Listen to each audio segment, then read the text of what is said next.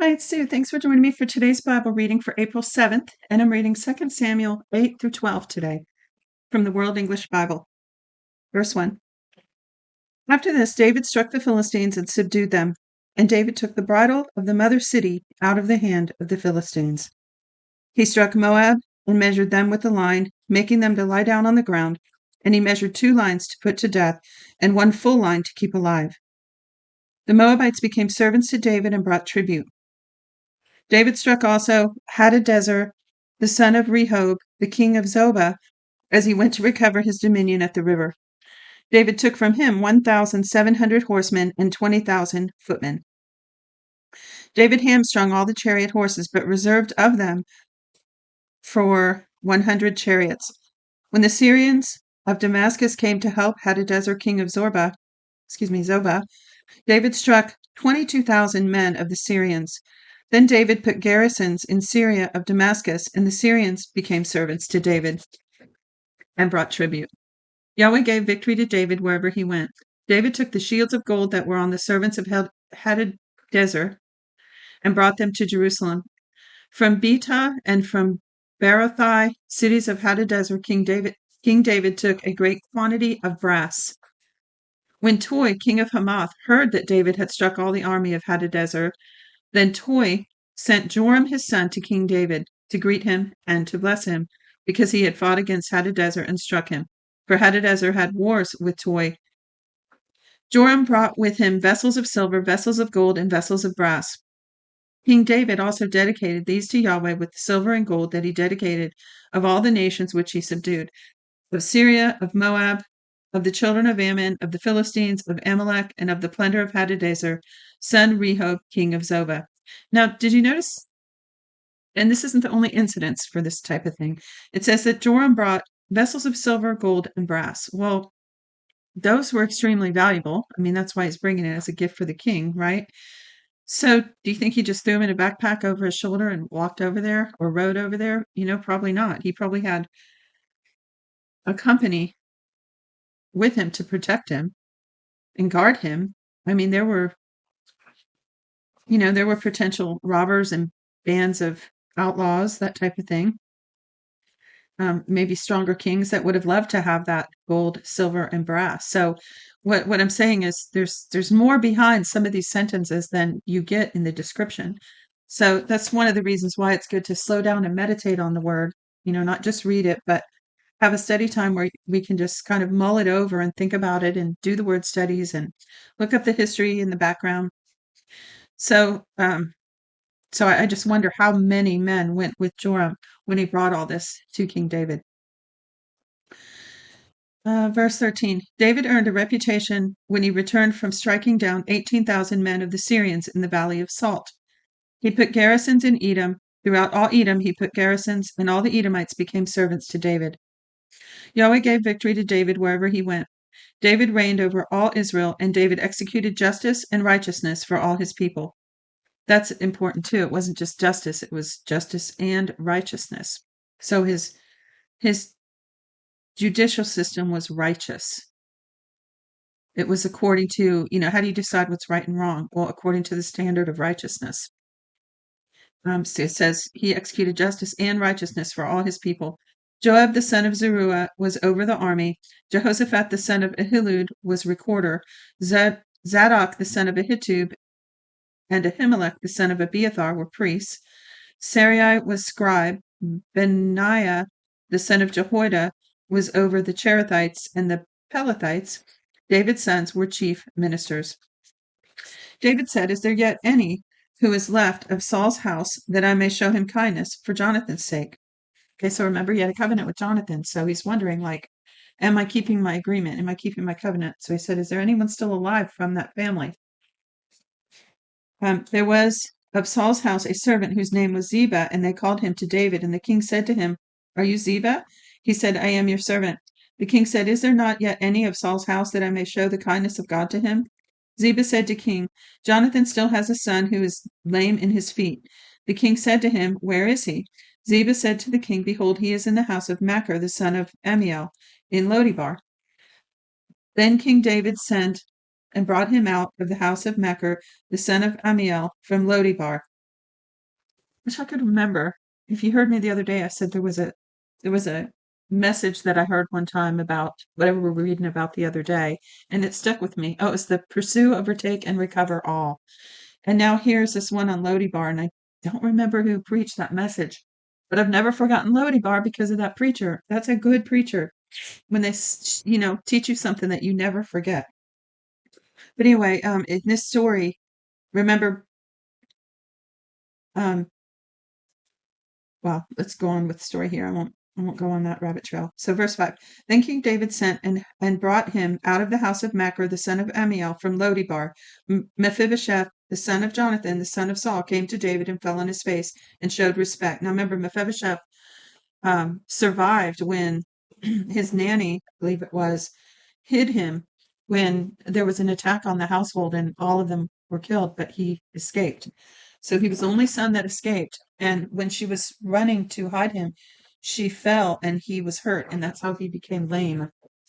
So, so David found him years later, and it says, David said, Mephibosheth.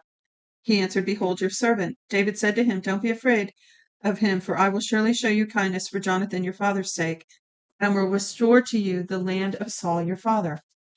You will eat bread at my table continually. He bowed down and said, What is your servant that you should look at such a dead dog as I am? Then the king called Ziba, Saul's servant, and said to him, All that belonged to Saul and to all his house I have given to your master's son. Till the land for him, you and your sons and your servants. Bring in the harvest that your master's son may have bread to eat. But Mephibosheth, your master's son, will always eat bread at my table. Now Ziba had 15 sons and 20 servants. Then Ziba said to the king, According to all that my lord the king commands his servant, so your servant will do. So Mephibosheth ate at the king's table like one of the king's sons. Mephibosheth had a young son whose name was Micah. All that lived in Ziba's house were servants to Mephibosheth. So Mephibosheth lived in Jerusalem, for he ate continually at the king's table. He was lame in both his feet.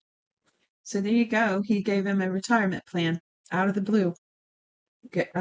He recollected his inheritance from his father Saul. Chapter 10. After this, the king of the children of Ammon died, and Hanun his son reigned in his place. David said, I will show kindness to Hanun the son of Nahash, as his father showed kindness to me. So David sent by his servants to comfort him concerning his father.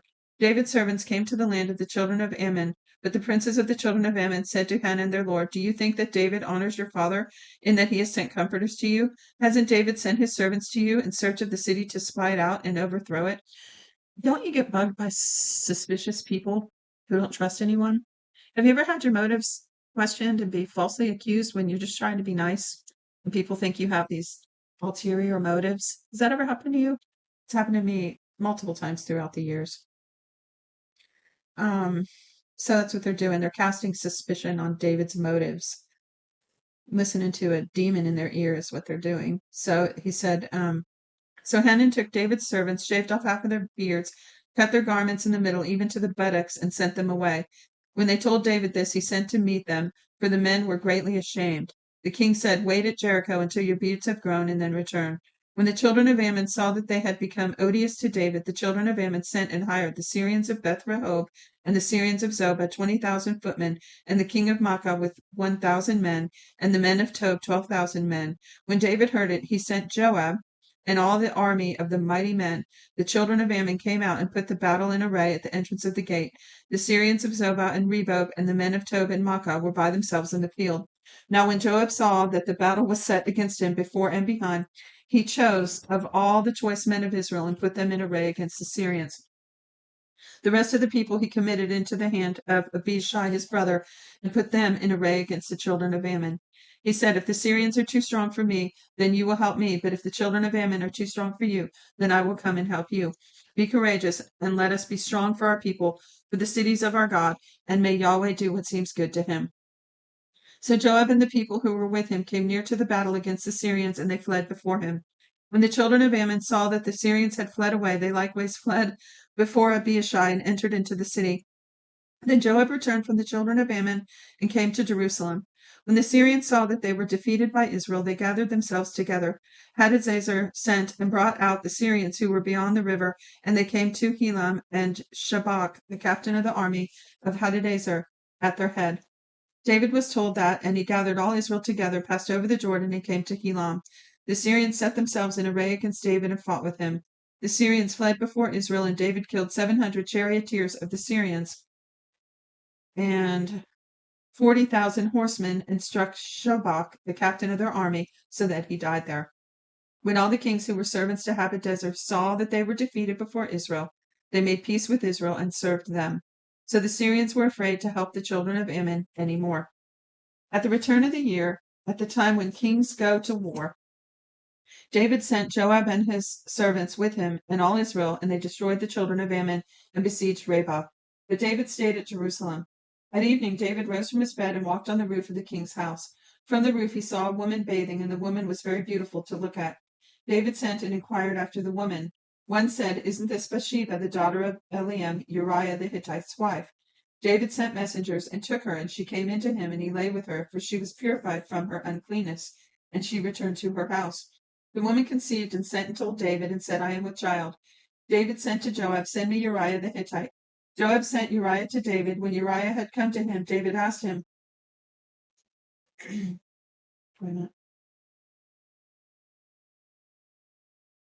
David asked him how Joab did, and how people fared, and how the war prospered. David said to Uriah, "Go down to your house and wash your feet."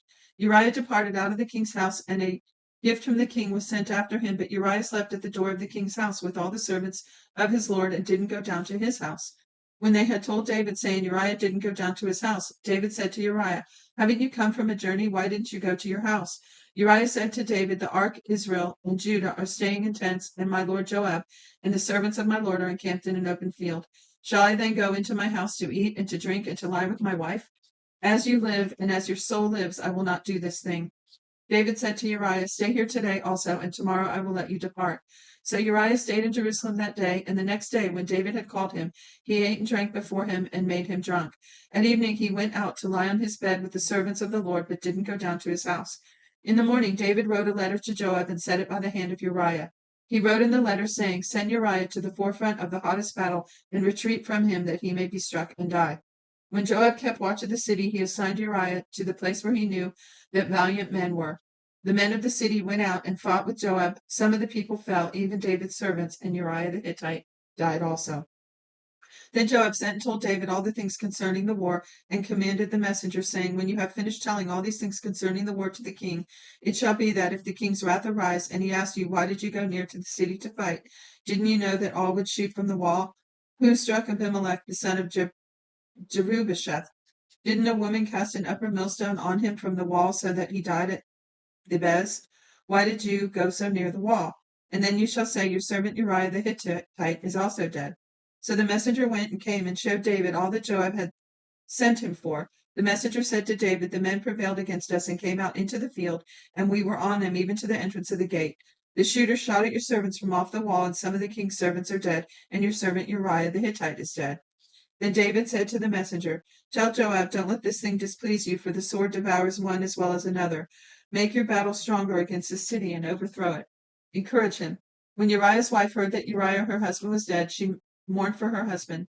When the morning was past, David sent and took her home to his house, and she became his wife and bore him a son. But the thing that David had done displeased Yahweh. Yahweh sent Nathan to David, the prophet, that is. He came to him and said to him, "There were two men in the city, one rich and one poor. The rich man had many flocks and herds, but the poor man had nothing except one little ewe lamb, which he bought and raised. It grew together with him and with his children. It ate of his own food and drank his own cup and lay in his own bosom. It was like a daughter to him. A traveler came to the rich man and spared to take of his flock and of his own herd to prepare for the wayfaring man who had come to him, but took the poor man's lamb and prepared it for the man who had come to him." David's anger burned against the man, and he said to Nathan, "As Yahweh lives, the man who has done this deserves to die. He must restore the lamb fourfold, because he has done this thing and because he has no pity." Nathan said to David, "You are the man." This is what Yahweh, the God of Israel, says. I anointed you king over Israel and delivered you out of the hand of Saul. I gave you your master's house and your master's wives into your bosom, and you gave the house of Israel and of Judah. And if that would have been too little, I would have added to you many more such things. Why have you despised Yahweh's word to do that which is evil in his sight? You have struck Uriah the Hittite with the sword, and have taken his wife to be your wife, and have slain him with the sword of the children of Ammon. Now therefore the sword will never depart from your house, because you have despised me, and have taken Uriah the Hittite's wife to be your wife. This is what Yahweh says. Behold, I will raise up evil against you, and out of your own house I will take your wives before your eyes and give them to your neighbor, and he will lie with your wives in the sight of the sun. For you did this secretly, but I will do this openly before all Israel and before the sun. David said to Nathan, and I have sinned against Yahweh. Nathan said to David, Yahweh also has put away your sin. You will not die. However, because of this deed, you have given great occasion to Yahweh's enemies to blaspheme.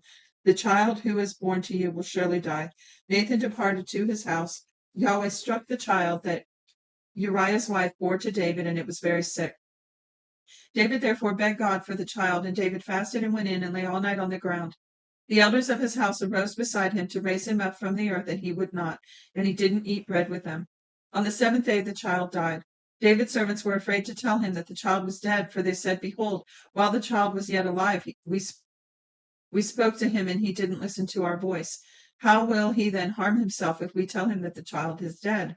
But when David saw that his servants were whispering together, David perceived that the child was dead. And David said to his servants, Is the child dead? And they said, He is dead. Then David arose from the earth, washed and anointed himself, and changed his clothing, and came to Yahweh's house and worshipped. Then he came to his own house, and when he requested, they set before him bread, and he ate. Then his servants said to him, What is this that you have done? You fasted and wept for the child while he was alive, but when the child was dead, you rose up and ate bread. He said, While the child was yet alive, I fasted and wept, for I said, Who knows whether Yahweh will not be gracious to me, that the child may live? But now he is dead. Why should I fast? Can I bring him back again? I will go to him, but he will never return to me. David comforted Bathsheba his wife, and went into her and lay with her, and she bore a son, and called his name Solomon. Yahweh loved him and sent him by the hand of Nathan the prophet, and he named him Jedediah for Yahweh's sake. Now Joab fought against Rabbah, the children of Ammon, and took the royal city. Joab sent messengers to David and said, I have fought against Rabbah. Yes, I have taken the city of waters. Now therefore gather the rest of the people together and encamp against the city and take it, lest I take the city and it be called by my name. David gathered all the people together and went into Rabbah and fought against it and took it. He took the crown of their king from off his head, and its weight was a talent of gold, and in it were precious stones, and it was set on David's head. He brought a great quantity of plunder out of the city. He brought out the people who were in it and put them under the saws, under the picks, under axes of iron, and made them pass through the brick kiln, and he did so to all the cities of the children of Ammon. Then David and all the people returned to Jerusalem. Well, that's it for today's reading. Be sure to check the the description for links, including how to get your free Bible and the Bible Project overview for this book, which is very helpful, and any other links there you want to take advantage of. God bless you. Till tomorrow.